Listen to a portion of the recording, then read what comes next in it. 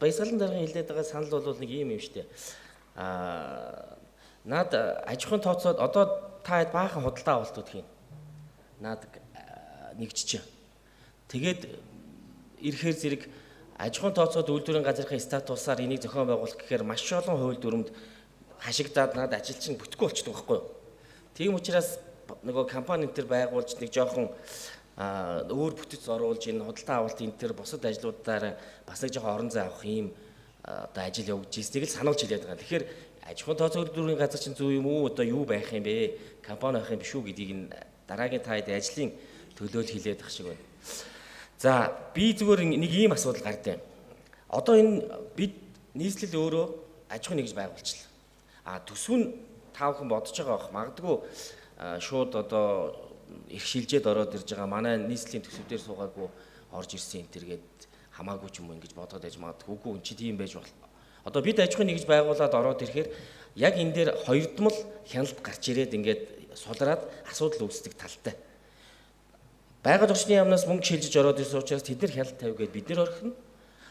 Нийслэл рүү өгцөн гээд хяналтын нийслэл хийнэ гээд ингээд орхиод ингээд энэ дунд маш одоо мэддэг мэдвгээс шалтгаалж энэ санхүүгийн маш олон асуудлууд үүсдэг. Энэ бол ойлгомжтой асуудал. Тэгэхээр үүн дээр тэр энэ компани эхнээсээ дотоод хяналт шалгалт аудитынхаа журам энэ тэрийг боловсруулж, нарийн боловсруулж оруулж ирэх хэрэгтэй. Энэ бол ерөөсөө яаж ч байсан тулгарх нь тодорхой.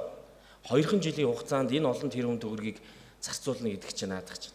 Тэгээд дараа нь би бас нэг зүйлийг хоёр дахь санал хэлэх гэдэг. Энэ байгууллага үйл ажиллагаа явуулаад цаашаа татан буугдана гэдэг төлөвлөгөөтэйгээр биш аж ахуйн нэгж цаашаага 2026 онд бид нэр одоо эртхэн өөрчилж байгуулмаар. Яагаад тэгэхээр энд үүссэн өмч хөрөнгөтэй холбоотой олон асуудлууд байгууллагыг татан буугдахаар энэ чинь замбраагүй байдалд орно. Тэгэхээр энэ байгууллага маш олон өмч хөрөнгө одоо жишээл үндэсний зэрлэлт хүрээлэн дээр төр болон олон сууц энэ төр авч ярьж байна.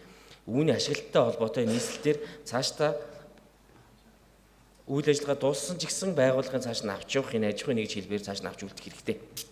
Тэгэхээр үүн дээр манай хурал анхаарах хэрэгтэй. За 3 дугаарт энэ тогтоолын хэрэгжилтэнд маш том тогтоолын хэрэгжилтэнд одоо ахиас сандаг сүрэн сэмжидмаа гэж хяналт тавих байдлаар орж ирж байна. Тэгээ энэ иргэдийн хурал өөрөө ер нь энэ тогтоолын хэрэгжилтэнд хяналт тавьдаг энэ үүрэг функцээ нарийсгаж журмлах шаардлага байна. Одоо миний хувьд жишээлбэл одоо 10 20 30 40 л тогтоол баг хяналт тавихаар ингээ гарчлаа. Тэгтэл надад одоо санхүүгийн хорон дээр нэг 2 хүн ажил хариуцаал явж байгаа. Бид яаж энэ дээр хяналт тавих вэ?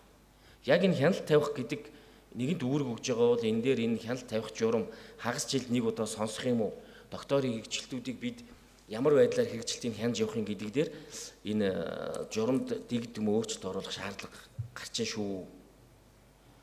Ажил өөртөө буруу хийчихээ сүүлд нь хяналт буруу тавьсанаас боллоо гэж сая нэг шүүх хурлаар хүмүүс яриад сонсогдож ил байл.